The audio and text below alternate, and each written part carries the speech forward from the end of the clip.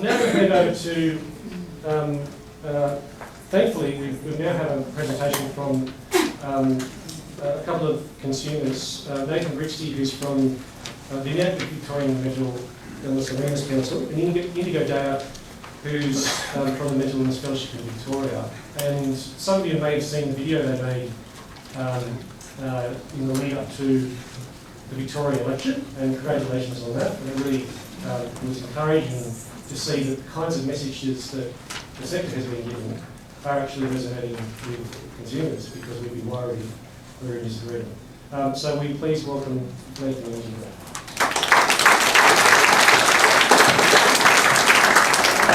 Josh, can you show us our timing signals? Absolutely.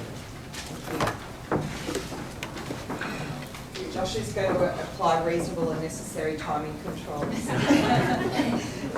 We'd like to start with acknowledging the traditional owners of the land that we're on today, and to pay our respects to elders past and present. And we'd also like to acknowledge everyone here and everyone who couldn't be here with a lived experience of mental health challenges and struggles, and those who support us and care for us and our allies. So thank you. Yeah, we have one. And we're going to start with Nathan. Yeah, thank you. Just to introduce ourselves, I mean, I think there's a few people who may know us in this room. There's probably a lot of people who don't. Indigo and I have been working pretty extensively with consumers down in the Barwon region over the last 5 to 6 months. Personally, I actually live in the Barwon region, so I've been working down there for quite a number of years under one of the personal and mentors teams down there. With the implementation of the NDIS within Geelong, it was actually that kind of change is something that informed my decision to take a step into an advocacy role. And that was really about coming from that consumer perspective, finding that the kind of principles we work with from the consumer perspective weren't really aligning with what was coming up in the NDIS. So what we're kind of looking at today, just to give a bit of an overview, it's around that discussion about what recovery means when we're talking about permanent impairment. We're looking at what's happening in consumer communities and the importance of actually recognising different kind of frameworks for our experiences.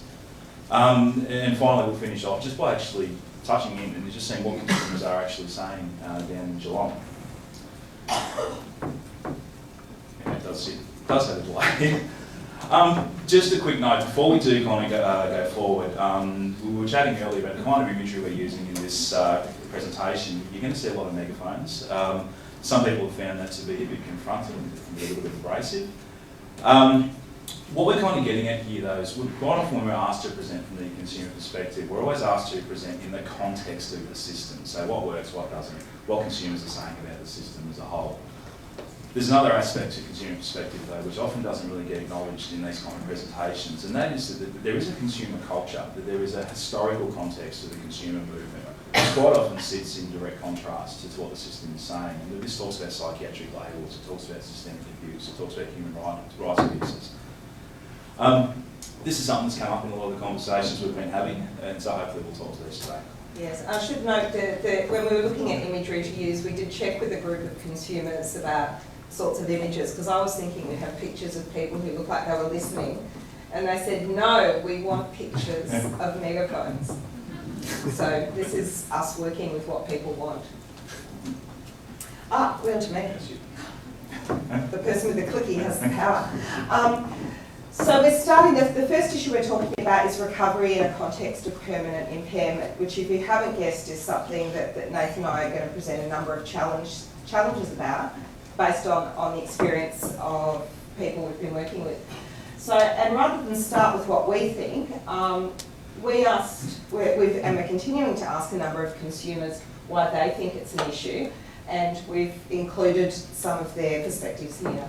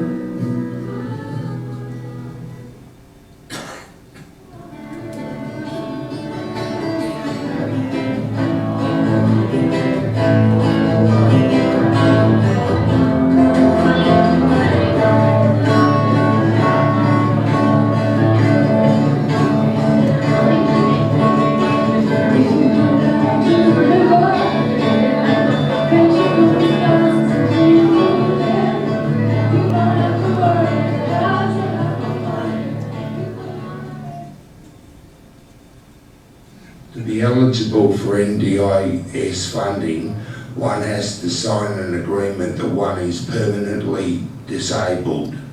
And it's a major moral dilemma. They don't know what they're asking us to sign, really. It's like signing yourself to a doom of sorts, of saying, I give up, I'm never going to recover. And a lot of us do, like it or not.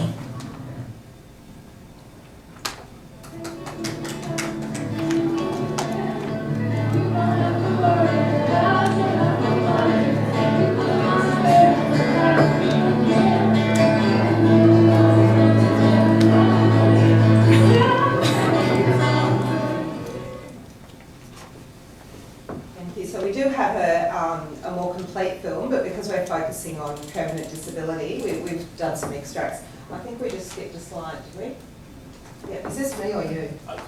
Okay, cool. We incidentally, we have far too big a presentation for our time slot, which we could blame on poor planning, but we choose to say it's just we're very passionate and have a lot to say. There's a lot of voices. There's a lot of voices as well we're trying to represent. So there'll be some parts of this we'll skip over quite quickly, and we didn't want to take any slides out because we felt the messages were important, and we'll make them available afterwards because there's quite comprehensive notes attached. So we do ask people to read those later. So we did want to point out, and this is quite important as we're speaking to consumers, that of course not every single one of us has the same views about permanence, about recovery, or about mental health. People have very different views about these things. And so we're engaged in a lot of conversations to tease those meanings out. I think the important point we'd like to make is that genuine choice and control allows space for all of these perspectives. That recovery happens in different ways for different people, that permanence means different things to different people. And that's what we're really keen to make sure is reflected. So this slide here, a lot of people talk about two types of recovery, clinical recovery and personal recovery. And we wanted to add in as well this idea of social recovery, because social and personal often get meshed together, and actually they're quite different for people. And what's quite clear to us when we talk about recovery and permanence is that people think we mean very different things. A large number of people still hold on to that idea that recovery equals cure. It equals, all our so-called symptoms go away, or a fully functioning member of society, and all of that stuff. So it's often this, this clinical recovery idea, which is sort of, where I guess recovery thinking often goes back to that. So, we remind people this is about health. It's often about safety. What we most want it to be about, and lose track of, as we all know at times, is about healing. But separate to that, we also have social recovery. So we want to be able to have a home and a job and relationships just like everyone else. It's fantastic, isn't it, to be in that situation for Nathan and I, where we're able to do that now.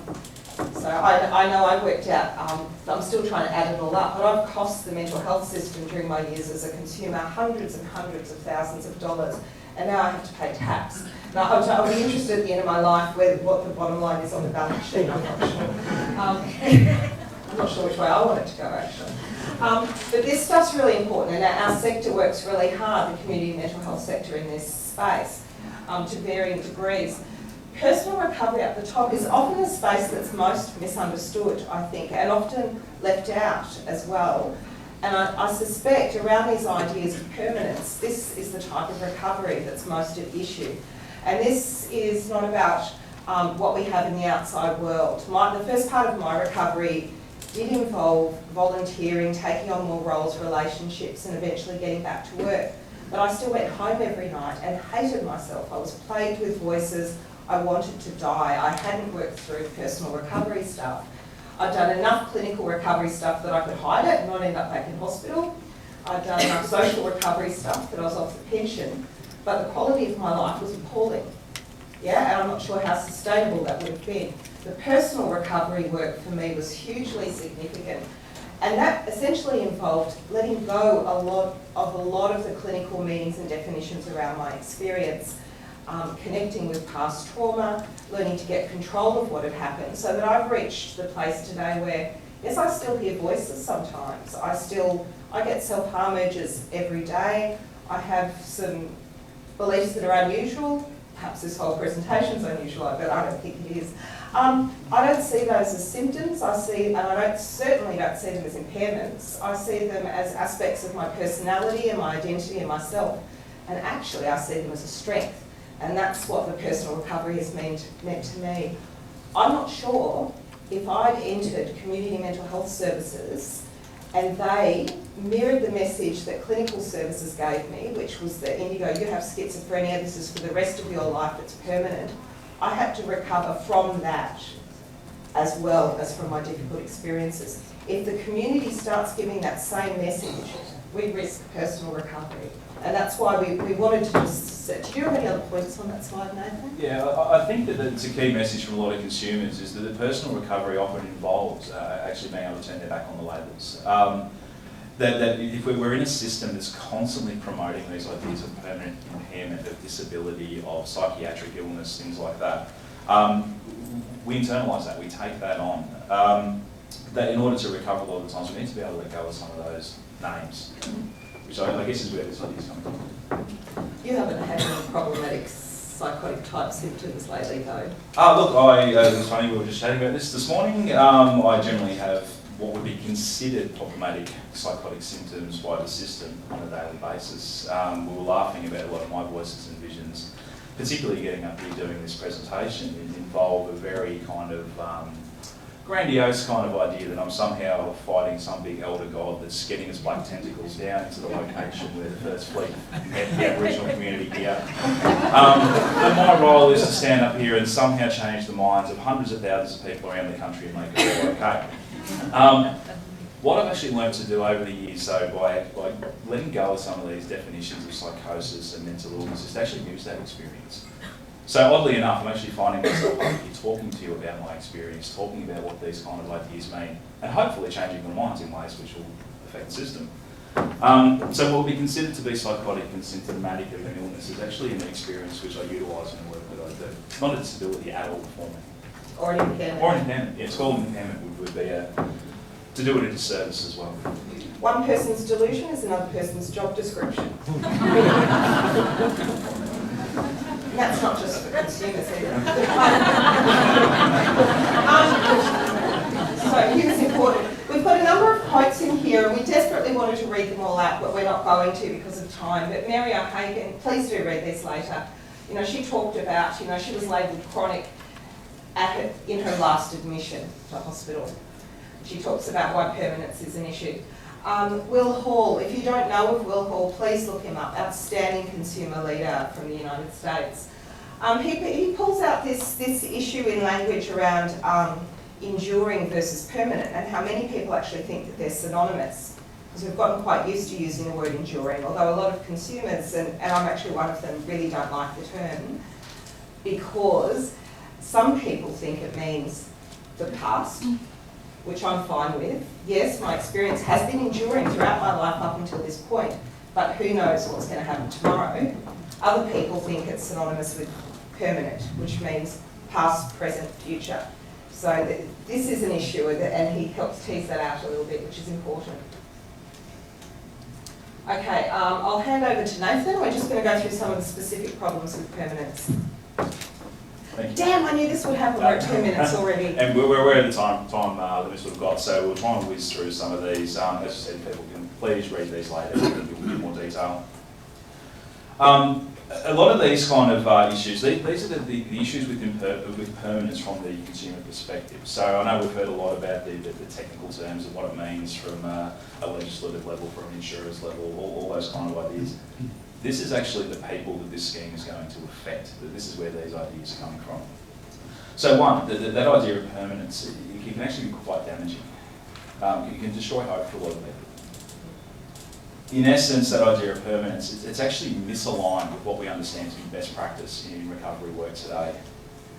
It's contrary to the evidence. We actually don't know what's permanent and what's not in relation to mental illness or mental health issues. For a lot of people, it actually does create barriers to entering into a service. We've spoken this morning about different cultural values, Aboriginal and Torres Strait Islander communities, migrant refugee communities, different areas of the community in Australia that would actually find these terms to be taboo. For a lot of people, actually, it just reduces the amount of choice that we actually have. If the only option we've got as far as our mental health goes is to buy into these kind of often degrading and demeaning labels, it actually stops us from accessing the health support that we need.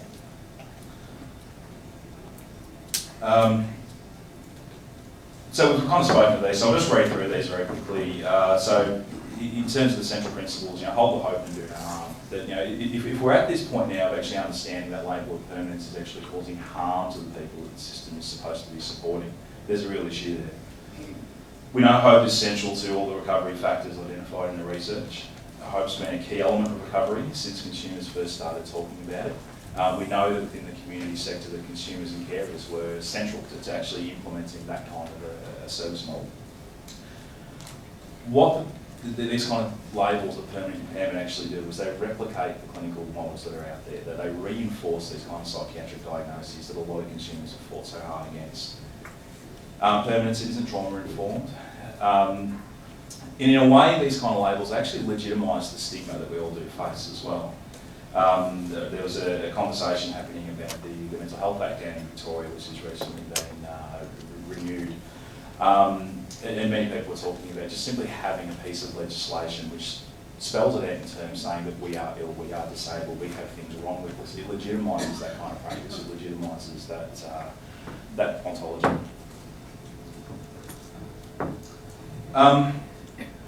Over the last couple of months, a lot of the discussions that have happened between the NDIS, the NDIA and advocacy groups has been about people being mindful that we don't set up an adversarial relationship between the service sector and the NDIA. From the consumer perspective, what actually happens is that quite often the system itself is set up to be adversarial against the consumer perspective.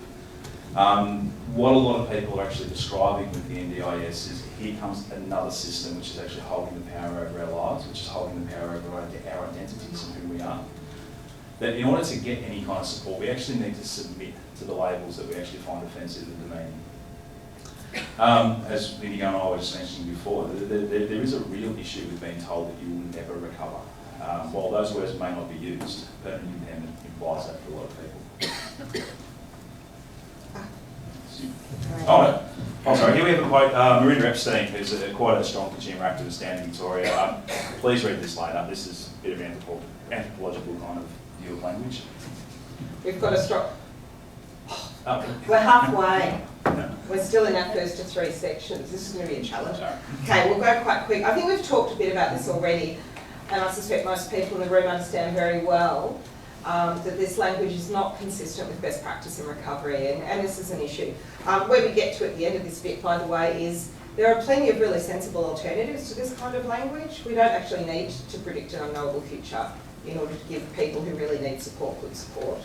But we just pulled out Domain 1 from the National Framework for Recovery-Oriented Mental Health Services that puts hope and optimism as the overarching domain across everything else. As soon as you say that something's permanent, it's a real struggle to maintain hope. And I guess the fundamental question is, why would we do that when hope is it's such a precious, rare resource when you're really struggling with mental health, when you're on the verge of suicide?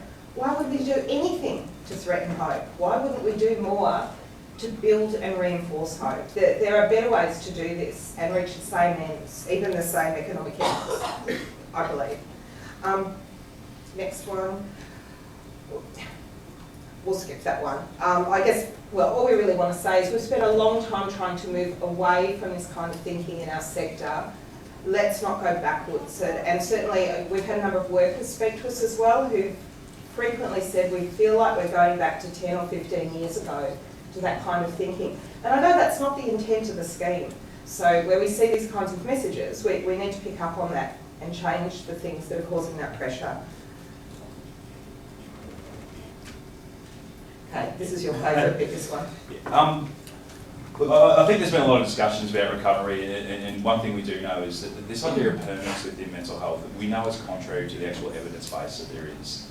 From that consumer perspective, diagnoses do change over time. Just as a reminder to kind of get everybody thinking about what this really means. It's only 40 years ago that homosexuality was taken out of the list of psychiatric illnesses according to the American Psychiatric Association. That's a pretty big deal. It's only 20 years ago that it was actually decriminalised in Tasmania. So we're talking about something which was once considered an illness, which has changed. People consider this to be a normal, everyday part of human diversity. According to the same American Psychiatric Association, we're looking at aspects of schizophrenia, which is an example that gets brought out a lot when we're talking about the NDIA and that idea of permanence. That these kind of definitions are also changing as people start to learn about their experience and reframe them in ways which are more helpful and work better. The idea of bizarre delusions. It's a subjective diagnosis. You know, it's one that it's an interpretation of someone's experience. We know. But a year ago, that would have been a basis for someone's diagnosis, which could then determine permanence, and now this year it would not. So we need to be very aware of that. It's different. We know that amongst consumer communities, I mean, the Hearing Voices movement is probably a key example of this. There are so many little groups popping up all over the place now that are reframing this experience of schizophrenia to mean something else entirely.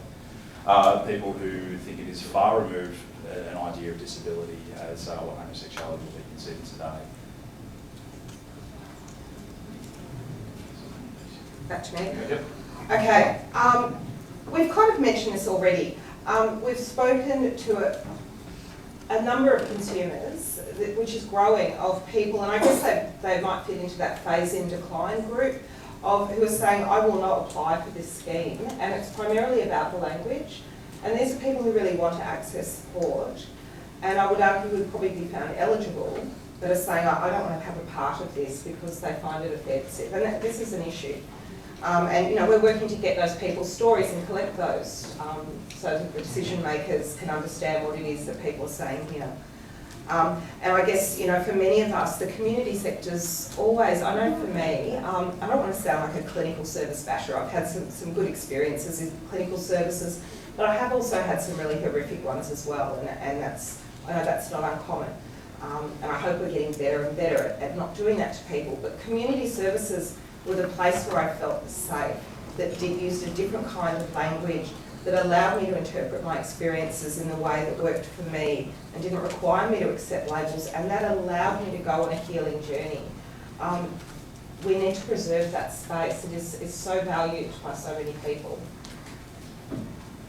I didn't skip that at all. Oh, God, now, going back to the idea what we were talking about before with the hearing voices stuff, I mean, different kinds of interpretations of experience. You know, do we understand the experience to be schizophrenia?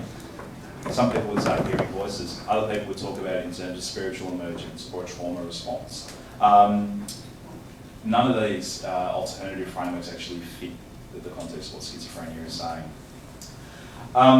One thing we are aware of, and in a lot of conversations with consumers, is that people are aware, you know, that the NDIS is designed around psychosocial disability. You know, we're aware of that.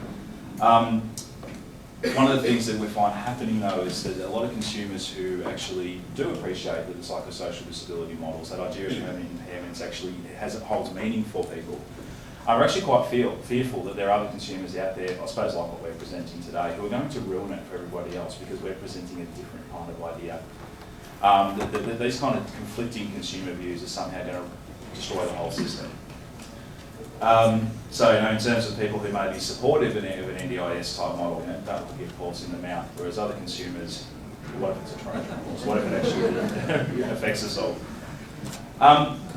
While it's tempting to kind of go down the path of whose viewpoint is right here, what we're really seeing is this is actually a systemic impact. That communities of consumers are finding themselves fighting with each other over, you know, who's right, who's wrong, who is actually most deserving of the support in the community, when we actually know we all need access to these kinds of supports. So. Okay, yes, super quick. So we've heard, I'm just going to click these all through. The bottom line is, we don't think any of these three options are adequate alternatives, which you can probably get. So likely to be permanent, you know, well, maybe I can have hope, but it's probably unrealistic. I guess they know more about me than I do. I give up. You know, it's like you'll probably survive this cancer diagnosis, but maybe you won't, you know, like you don't really want to hear that. Serious and persistent is commonly interpreted by consumers as, you know, it's the more polite version of treatment resistant. And very often, this is not everyone, but very often it's interpreted as, well, you know, you don't know how to help me, there's no hope. But it's sort of our fault for being so broken. And the severe and enduring we talked about, it's often interpreted now as like a code for schizophrenia, but it's a bit easier to spell. And it's kind of, we do that kind of thing though, don't we? But it has at least got that possibility that maybe we're just talking about the past, maybe we're not making predictions about the future. Again, we can do better. So what we suggest is that entrance criteria is based on our actual histories, which we know, our current situation, which we know, risk factors and levels of need about which we have lots of information, and moving beyond functional impairments with a disability focus to addressing the reasons why we might have impairments in the first place and believing that they can shift and change with a rehabilitation and recovery focus. So looking at emotional, psychological, social factors. That's what we would like to see, and that picks up the vast majority of what people are talking about in different ways. And we're keen to continue being a voice as there's a review next year around some of these things. Now we have two whole other sections. What do you think we should do, Nathan? Should we? I'm keen to get to what people in Barwon said. Absolutely. So we might leave a section for people to read. Yeah, please read through this stuff because it is an important insight into what the consumer culture, the consumer communities are about. We invented models. They're really good to read and they're purple, so they're nice to look at. Just quickly, this does come into what consumers are saying. The Hearing Voices group in Geelong actually had to make a decision as a group earlier this year. And that decision was to protect the integrity of the work that they were doing and to protect the actual membership of the group. They made a decision to break away from services and to become independent in the community. What they actually found was that of a core group of about 8 or 9 people, only 3 were going to be eligible or going to engage with the NDIS, which meant the other 6 weren't going to have access to it anymore. I think there was one member who was over the age of 75. There were several who actually found the diagnosis of schizophrenia to be quite offensive and insulting, so they refused to engage with the psychiatrist to get that evidence. And there are other issues as well. There were some people who that was the only support they were accessing, and they didn't actually want to go through the NDIS process. So just to keep in mind the impacts this is actually having on very real people in the community. For sure. And look, on one hand, that is fantastic. I think it's great when people can form their own support groups independent of services. The issue is not everyone's going to be in a position to be able to do that, to be able to find other people. This was a group that had been running for a while, so they already had that strong support. So nothing wrong, I think. I think in many ways it's far better we have support groups separate from services.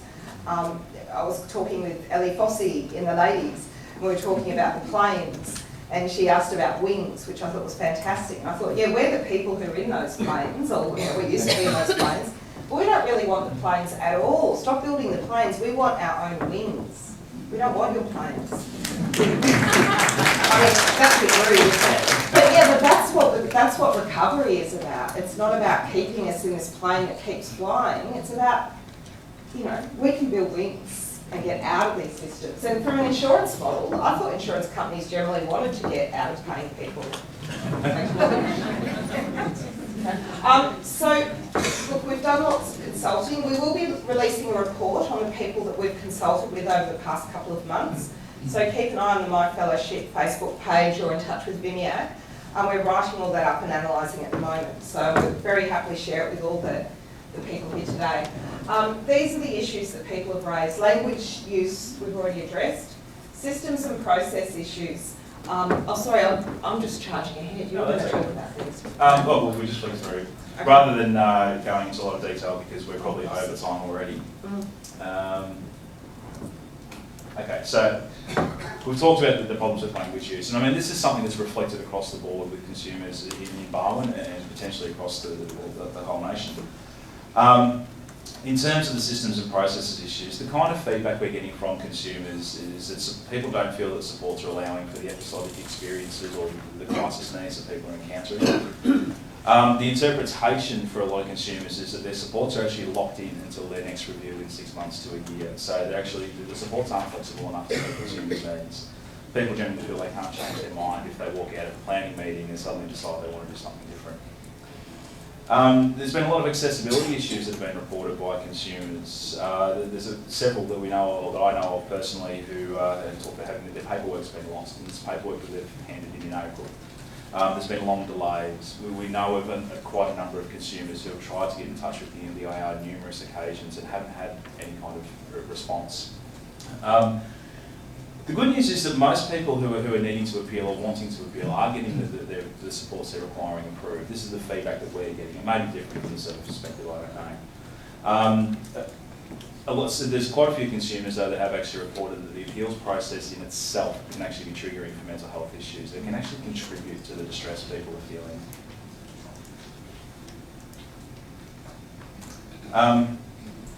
A lot of the pressure people are finding with the transition in the NDIS, this is general feeling of disempowerment. Coercion is another issue that the people are facing as well. Sitting in planning meetings and being encouraged to make choices, or being suggested to make choices other than the ones that they've already articulated. This number of consumers have actually said the process has actually made them feel stupid, it made them feel worthless, that actually engaging with staff through the NDIS, and this isn't actually intended to have a go at anybody in particular, but it's just what we're hearing. I could throw in a personal comment there. When I first went to a community mental health service, it took over 9 months before I was able to work out some goals. There was, I did have a goal when I worked through the front door. It was like, I heard there's a free art group and a cheap lunch here, which is why I went there. And on the way I felt valued and part of a community that didn't judge me. But I didn't really set recovery-oriented goals until about 9 months later, after really hard work with a highly skilled support worker. And that wouldn't have happened, so that if I'd had to work those goals out at the front door, I probably would have just stuck with an art class and a cheap lunch. We need to think about that. Often the setting of the goals is the work, not the doorway into the work. It often is the work. And it often comes, as we said, a long time after that assessment that being permanently impaired is made. So someone will have be carrying that label for quite some time before that recovery starts actually happening. The unintended harms that we've said new processes are actually reinforcing clinical rather than community paradigms. So we're heading back towards a medical model understanding of mental health issues rather than the community space that's been there for a while. A lot of consumers have reported that the actual support work role has been interrupted for quite an extended period of time now while this NDIS transition has been taking place and while workers have actually been put in a position to assist consumers to transition over.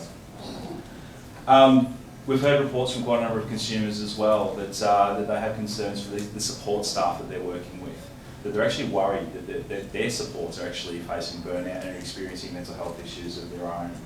A number of consumers have actually told us that they're not disclosing certain issues that they really do want to address with their support staff because they're worried about time constraints, they're worried about adding to worker stress. We're aware there's been anecdotal reports of far more serious kind of impacts of this transition as well. We know there's been hospitalisations of some consumers. We're aware that there's actually been at least 1 or 2 suicide attempts in response to this kind of transition process and engaging with the NDIS.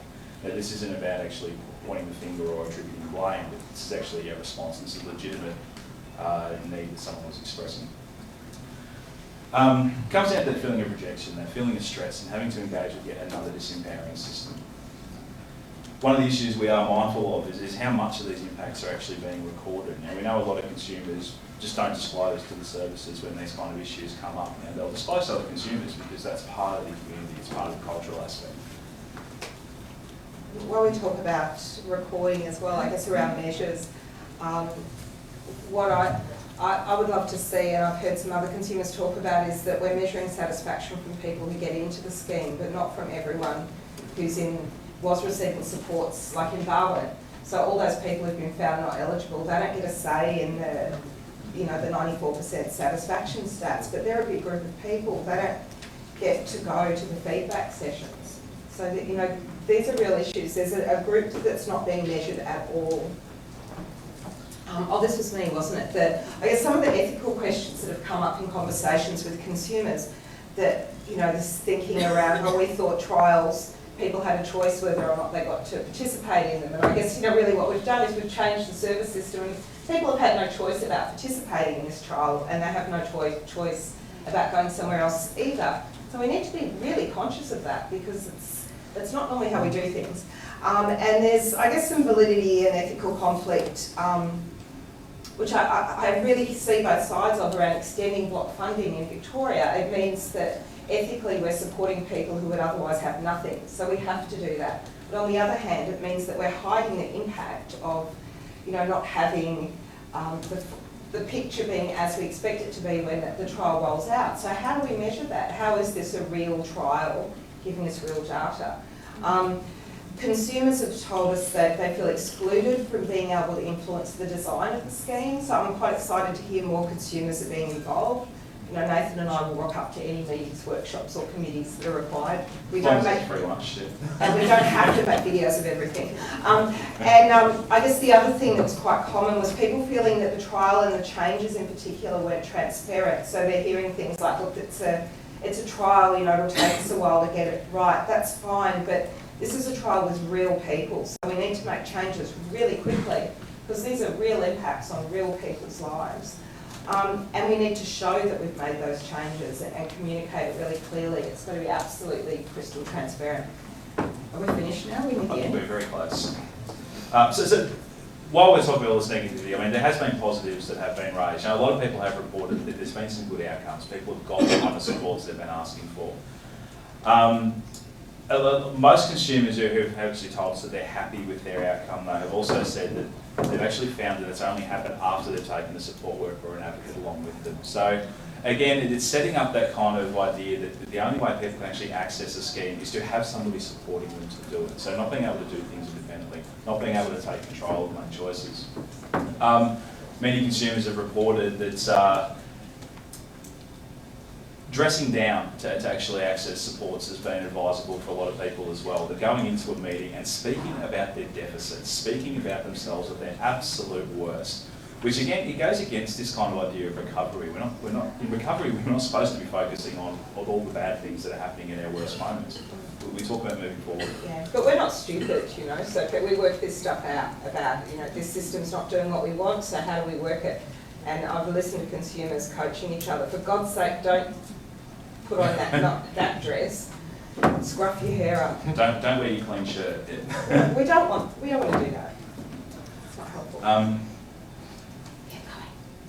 Josh is going to yell at us. And the good thing is, this is probably our last slide, I think. So looking forward, this is what we're looking at. From the consumer perspective, it's looking at, and this is going to be difficult, but addressing the issues within the legislation, changing that notion of permanence, consult with consumers to actually rethink a better kind of eligibility criteria around psychosocial disability. While there are plenty of consumers who do appreciate the notion of disability, there are probably more who actually find it to be limited. I'm sure this is going to be addressed in other presentations. The change the clusters to provide more choice for genuine recovery, so not just about recreational activities or line items or things like that, but actually providing real flexibility which allows people to explore their experience to do things in a way that they feel is helpful for them. Faster and more transparent changes in trial sites. As we said, there's real people in Barwon and in other areas around the country who are being affected by this. And as we always say from the consumer perspective, is making sure we actually involve consumers at every level of planning and delivery, not just at the planning stage when consumers are sitting in there with their NDIA planner, but actually at the most fundamental levels here. So I think that's it. Adrian, contact us.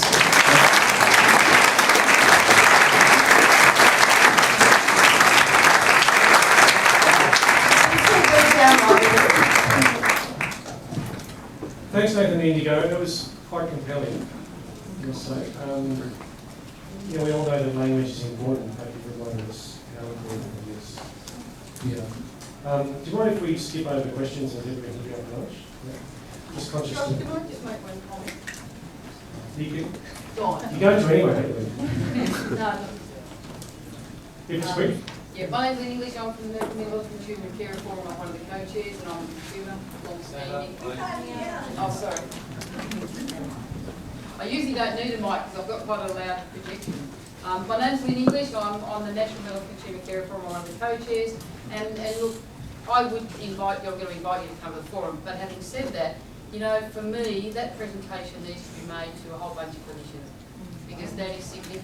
That is a significant message. And I don't think the problem's starting with the NDS. I think the problem started a bloody long time ago, and there's change that needs to be made at a grassroots level that is still not happening.